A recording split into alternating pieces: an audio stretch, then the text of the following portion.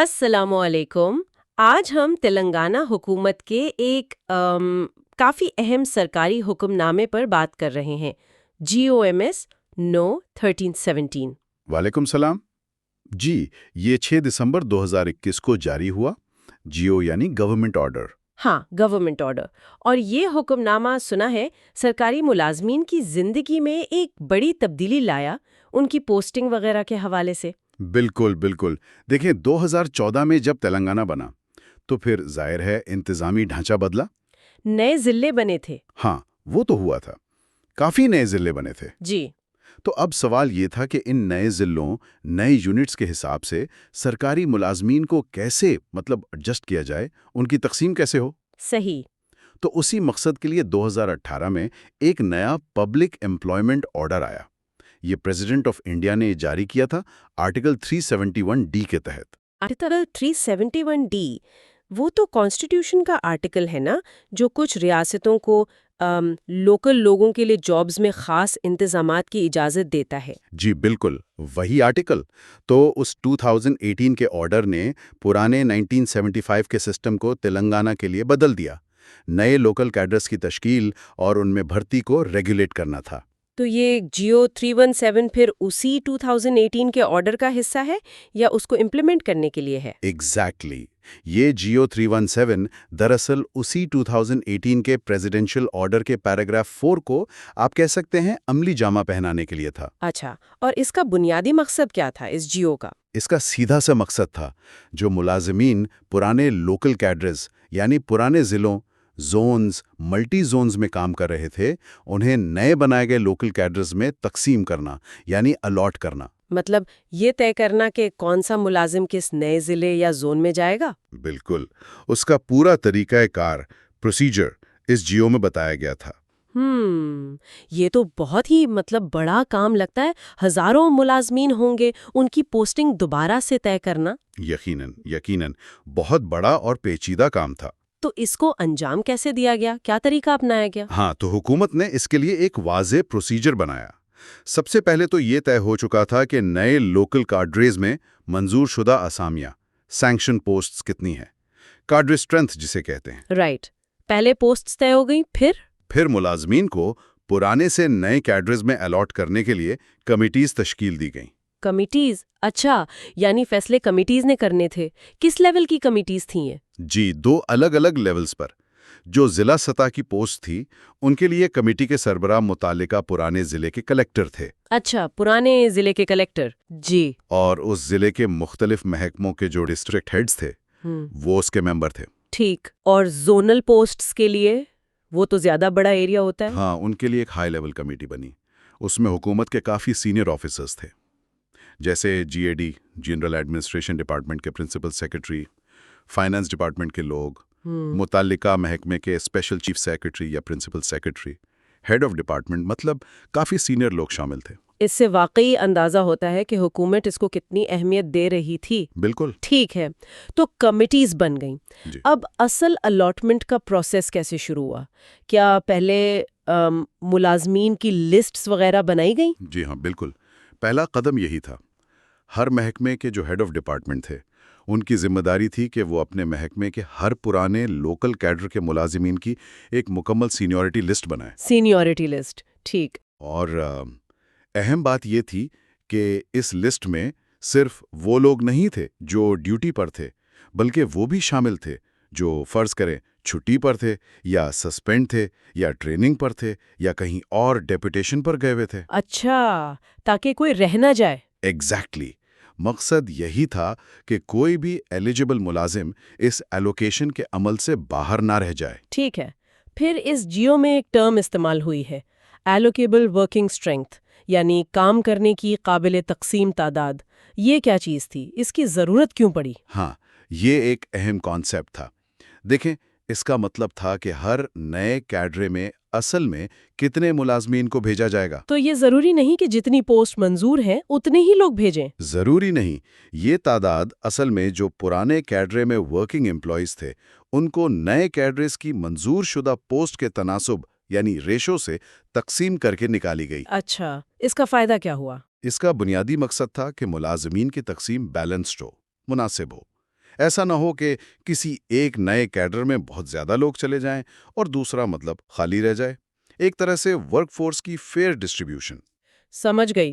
تو پہلے پوسٹس طے ہوئے، پھر کمیٹیز، پھر لسٹس، اور پھر یہ کہ ہر نئے ایریا میں کتنے لوگ بھیجنے ہیں۔ اب ملازمین کی باری آئی ہوگی، ان سے کچھ پوچھا گیا وہ کہاں جانا چاہتے ہیں؟ جی ہاں، یہ اہم تھا۔ ملازمین کو اس پروسیس میں شامل کیا گیا۔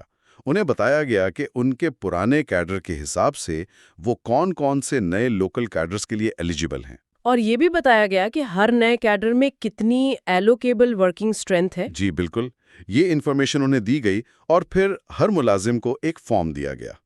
اس فارم میں انہیں ان تمام نئے کیڈرز کے لیے اپنی پریفرنسز یعنی ترجیحات درج کرنی تھی جن کے لیے وہ ایلیجیبل تھے۔ ترتیب بار ملازم کو تمام ایلیجیبل کیڈرز کے لیے اپنی پریفرنس بتانی ہے۔ اور اگر کوئی نہ بتائے تو کوئی ملازم فارم نہ دے یا ادھورا دے تو اس صورت میں یہ واضح تھا کہ جو کمیٹی ہے وہ خود ہی جو گائیڈ لائنز ہیں ان کے مطابق اس ملازم کی الاٹمنٹ کر دے گی۔ اس سے مطلب پروسیس کا رکنا ناممکن تھا۔ ٹھیک ہے، تو پریفرنسز مل گئیں، پھر الاٹمنٹ کا فیصلہ کیسے ہوتا تھا؟ کیا اصول رکھے گئے تھے؟ بنیادی اور سب سے اہم اصول تھا سینیورٹی۔ سینیورٹی، ہاں یہ تو سرکاری نظام میں عام ہے۔ جی، کمیٹیز ملازمین کی پریفرنسز دیکھتی تھیں۔ اگر کسی نئے کیڈر کے لیے اس کی ایلوکیبل ورکنگ سٹرینتھ سے زیادہ ملازمین نے پہلی ترجیح دی ہے تو پھر فیصلہ سینیورٹی لسٹ کی بنیاد پر ہوتا۔ مطلب جو سینئر ہوتا اس کو وہ جگہ مل جاتی۔ بالکل، جو سینیورٹی میں اوپر ہوتا اس کو وہ کیڈر الاٹ ہو جاتا۔ تو سینیورٹی سب سے اہم تھی، لیکن اس سے کبھی یہ خدشہ نہیں ہوا کہ شاید کوئی جونیئر ملازم جو کسی خاص علاقے کے لیے زیادہ بہتر ہو یا اس کی وہاں کام کرنے کی شدید خواہش ہو، وہ پیچھے رہ جائے صرف سینیورٹی کی وجہ سے؟ دیکھیں، یہ ایک جائز نقطہ ہے اور ہر سسٹم کے اپنے فائدے اور نقصانات ہوتے ہیں۔ سینیورٹی کا فائدہ یہ ہے کہ یہ ٹرانسپیرنسی لاتی ہے، ایک آبجیکٹو کرائیٹیریا دیتی ہے۔ اس سے فیورٹزم کا امکان کم ہوتا ہے۔ ہاں یہ تو ہے۔ لیکن ہاں یہ بھی صحیح ہے کہ بعض اوقات یہ انڈیویجول سیوٹیبلٹی یا پریفرنسز کو پوری طرح اکوموڈیٹ نہیں کر پاتی، مگر حکومت نے اس اصول میں کچھ اہم رعایتیں بھی رکھی تھیں۔ اچھا، ایکسیپشنز وہ کیا تھی؟ جی، کچھ خاص حالات میں سینیورٹی کے اصول کو نرم کیا جا سکتا تھا، مطلب اس کو تھوڑا سائڈ پر رکھ کر فیصلہ ہو سکتا تھا۔ جیسے کہ پہلی کوشش تو یہ تھی کہ جو SC/ST ملازمین ہیں ان کی نمائندگی نئے کیڈرز میں ان کے ریشو کے مطابق برقرار رہے۔ ٹھیک ہے، ریپرزنٹیشن کا خیال رکھا گیا۔ جی، اس کے علاوہ کچھ اسپیسیفک کیٹیگریز کے ملازمین کی پریفرنسز کو اگر پریکٹیکل ہو تو سینیورٹی سے ہٹ کر بھی پورا کرنے کی کوشش کی جاتی تھی۔ وہ کون سی کیٹیگریز تھیں؟ ان میں شامل تھے وہ ملازمین جن میں 70% یا اس سے زیادہ معذوری ڈسیبلٹی ہو سرٹیفائڈ، پھر وہ ملازمین جن کے ذہنی طور پر معذور بچے ہوں تاکہ انہیں ایسی جگہ رکھا جا سکے جہاں علاج کی سہولت ہو۔ یہ تو ضروری ہے۔ پھر کمپیشنٹ اپائنٹمنٹ اسکیم کے تحت جو بیوہ عورتیں بھرتی ہوئی تھیں ان کے لیے، اور چوتھا جو لوگ سنگین میڈیکل مسائل کا شکار تھے۔ میڈیکل مسائل میں بھی کوئی پرائیورٹی تھی؟ ہاں، اس میں بھی ترجیح دی گئی تھی، جیسے کینسر، نیورو سرجری، کڈنی یا لیور ٹرانسپلانٹ یا اوپن ہارٹ سرجری۔ اگر ان بیماریوں کا مستند ثبوت ہو تو ان کی پسند کی جگہ پر الاٹمنٹ کی کوشش کی جاتی تھی، سینیورٹی کو دیکھے بغیر۔ یہ تو واقعی بہت اہم رعایتیں ہیں۔ اس سے لگتا ہے کہ صرف انتظامی ضرورتوں کو نہیں بلکہ انسانی پہلوؤں کا بھی خیال رکھنے کی کوشش کی گئی۔ جی، کوشش تو یہی نظر آتی ہے۔ اچھا، ایک اور مسئلہ جو اکثر سرکاری ملازمین کو، خاص طور پر کپلز کو پریشان کرتا ہے، وہ ہے میاں بیوی کا الگ الگ شہروں یا ضلعوں میں پوسٹ ہو جانا۔ اس جیو میں اس کے بارے میں کچھ تھا؟ جی ہاں، اس کا بھی ذکر تھا۔ اسپاؤس کیسز کا؟ اگر میاں بیوی دونوں اسٹیٹ گورنمنٹ یا اس سے جڑے اداروں میں ملازم ہیں اور اس الاٹمنٹ کے نتیجے میں وہ مختلف لوکل کیڈرز میں چلے جاتے ہیں، جیسے الگ ضلعوں میں یا زونز میں، ہاں، تو انہیں یہ آپشن دیا گیا کہ وہ بعد میں ایک ہی کیڈر میں آنے کے لیے درخواست دے سکتے ہیں۔ کمیٹی ان کی درخواست پر غور کرتی اور اگر انتظامی طور پر ممکن ہوتا، یعنی اگر جگہ ہوتی، تو انہیں ایک ہی لوکل کیڈر میں رکھنے کی کوشش کی جاتی۔ اچھا، یہ تو بہت بڑی سہولت ہے ان کے لیے۔ بالکل، بہت اہم پوائنٹ تھا یہ۔ اور ٹرانسپیرنسی کے لیے شفافیت کیسے یقینی بنائی گئی اس پورے عمل میں؟ کیا ملازمین کی تنظیموں کا کوئی رول تھا؟ ہاں، اس کا بھی انتظام تھا۔ حکم نامے میں کہا گیا تھا کہ الاٹمنٹ کے پروسیس کے دوران جو ریکگنائزڈ ایمپلائی ایسوسیشنز ہیں، جیسے T G Os Telangana gazetted officers اور T N G Os non gazetted officers associations, ان کے نمائندوں کو بطور آبزرور بلایا جائے۔ اچھا، وہ دیکھ سکتے تھے کہ کام صحیح ہو رہا ہے یا نہیں؟ جی، مقصد یہی تھا کہ پروسیس میں ٹرانسپیرنسی رہے اور ملازمین کو اعتماد میں لیا جائے۔ سمجھ گئی۔ اب آتے ہیں اس حصے پر جو شاید سب سے زیادہ ٹیکنیکل لگتا ہے، یہ طے کرنا کہ کون سا ملازم کس نئے کیڈر کے لیے ایلیجبل ہے، یعنی پرانے کیڈر سے نئے کیڈر کی میپنگ۔ یہ کیسے کیا گیا، خاص طور پر ضلع لیول پر؟ ہاں، یہ واقعی تھوڑا ٹیکنیکل ہے۔ اس میں بنیادی اصول تھا جیوگرافیکل کنیکشن، علاقائی تعلق۔ مطلب یہ کہ فرض کریں اگر کوئی پرانا ضلع تقسیم ہو کر 2 یا 3 نئے ضلعوں میں بٹ گیا، تو اس پرانے ضلع کے جو ملازمین تھے وہ اصولی طور پر ان تمام نئے ضلعوں کے لیے ایلیجبل ہو گئے جو اس سے بنے تھے۔ ٹھیک ہے۔ اور اسی طرح اگر پرانے ضلع کا کچھ حصہ کاٹ کر کسی پڑوسی نئے ضلع میں شامل کیا گیا، تو اس پرانے ضلع کے ملازمین اس پڑوسی نئے ضلع میں موجود ان خاص پوسٹ کے لیے بھی ایلیجبل ہو گئے جو ان کے پرانے علاقے سے آئی تھیں۔ اچھا، اس کی کوئی مثال دے سکتے ہیں جیسے جیو میں دی گئی ہو؟ جی، جیو کے انیکشز میں اس کی تفصیل تھی۔ جیسے مثال کے طور پر پرانے کریم نگر ضلع کے ملازمین، وہ نہ صرف ان نئے ضلعوں کے لیے ایلیجبل تھے جو پورے کریم نگر سے بنے، جیسے جگدیال، پیداپلی، راجنا سلسلہ، بلکہ ان پڑوسی نئے ضلعوں جیسے ہنم کونڈا، جے شنکر بھوپال پلی، سدی پیٹ کا کچھ حصہ کے لیے بھی ایلیجبل تھے، جن میں پرانے کریم نگر کا علاقہ شامل کیا گیا تھا۔ ہر پرانے ضلع کے لیے ایسی ہی تفصیل دی گئی تھی انیکشا آئی میں۔ سمجھ گئی۔ تو بنیادی لنک پرانا علاقہ تھا۔ یہی اصول پھر زونل اور ملٹی زونل لیول پر بھی لگا ہوگا؟ جی بالکل، لاجک وہی تھی۔ جو پرانے زون کے ملازمین تھے وہ ان تمام نئے زونز اور ملٹی زونز کے لیے ایلیجبل قرار پائے جن میں ان کے پرانے زون کا علاقہ شامل تھا۔ اور اسی طرح پرانے ملٹی زون والے نئے ملٹی زونز کے لیے؟ جی ہاں، تھوڑی پیچیدگیاں تھیں کیونکہ زونز کی حدود بھی کافی تبدیل ہوئی تھی، لیکن بنیادی اصول وہی جیوگرافیکل کنٹینیوٹی یا کنیکشن تھا۔ انیکشر 2 میں اس کی پوری ڈیٹیلز تھیں کہ کون سا پرانا زون کے نئے زونز یا ملٹی زون سے لنک ہو رہا ہے۔ یہ تفصیلات تو ان ملازمین کے لیے یقیناً بہت ہی اہم ہوں گی جن کی الاٹمنٹ ہو رہی تھی۔ اچھا، اگر کوئی ملازم اپنی الاٹمنٹ سے مطمئن نہ ہو، اس کے پاس کوئی راستہ تھا اپنی شکایت پہنچانے کا؟ ہاں، اس کا انتظام بھی رکھا گیا تھا۔ اگر کوئی ملازم سمجھتا تھا کہ اس کی الاٹمنٹ رولز کے مطابق نہیں ہوئی یا اس کے ساتھ کوئی ناانصافی ہوئی ہے، تو وہ اپنے محکمے کے سیکریٹری کو ایک فارمل درخواست یعنی ریپرزنٹیشن دے سکتا تھا۔ پھر اس درخواست کا کیا ہوتا تھا؟ حکومت کا جو متعلقہ محکمہ تھا وہ اس درخواست کا جائزہ لیتا تھا اور پھر مناسب فیصلہ کرتا تھا۔ یہ ایک قسم کا انٹرنل اپیل میکنزم تھا۔ اور کیا حکومت کے پاس ان سب قواعد و ضوابط سے ہٹ کر بھی کوئی اختیار تھا، کوئی اسپیشل پاور؟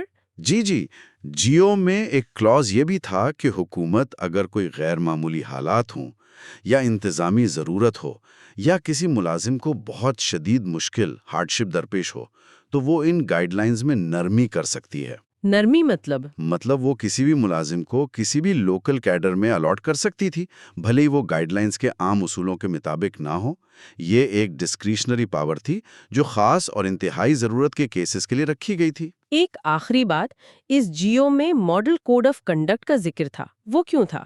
ہاں، وہ اس لیے کہ جس وقت یہ جیو جاری ہوا اس وقت ریاست کے کچھ ضلعوں میں MLC member of legislative council کے الیکشنز ہو رہے تھے اور الیکشن کمیشن کا ماڈل کوڈ آف کنڈکٹ نافذ تھا۔ اچھا، تو الیکشنز کی وجہ سے؟ جی، چونکہ اس الاٹمنٹ کے پروسیس میں بہت بڑی تعداد میں سرکاری ملازمین شامل تھے، تو احتیاطاً یہ کہا گیا کہ یہ عمل پہلے ان ضلعوں میں شروع ہوگا جہاں کوڈ آف کنڈکٹ نہیں ہے، باقی ضلعوں میں کوڈ آف کنڈکٹ ختم ہونے کے بعد شروع کیا جائے گا تاکہ الیکشن پروسیس پر کوئی اثر نہ پڑے۔